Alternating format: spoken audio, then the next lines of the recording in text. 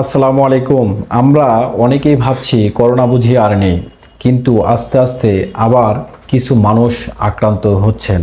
তাই এখনই সময় আবার একটু সতর্ক হওয়ার। ভয় নয়, বরং সচেতন হওয়াই জরুরি। প্রথমত, হালকা বা মাঝারি আকারে জ্বর আসতে পারে, সঙ্গে শুকনো কাশি হয়, গলা খুসখুস করে, গলা ব্যথা হয়, কথা বলতে অসুবিধা হয়।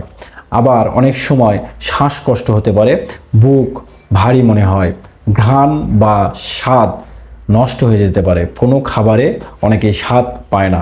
কিছু মানুষের মাথা ব্যথা হয়, কেউ কেউ ডায়রিয়া বা বমি ভাব অনুভব করেন।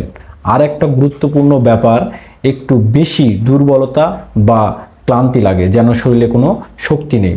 এই লক্ষণগুলো হালকা মনে হলেও অবহেলা করা ঠিক নয়, কারণ ভাইরাসটি কখন কাকে কিভাবে আঘাত করবে সেটি আগে থেকে বলা যায় না। আমরা যদি নিজেরা সচেতন হই, তাহলে পরিবারকেও সুরক্ষিত রাখতে পারবো। সতর্ক থাকুন, সুস্থ থাকুন, ভালো থাকুন।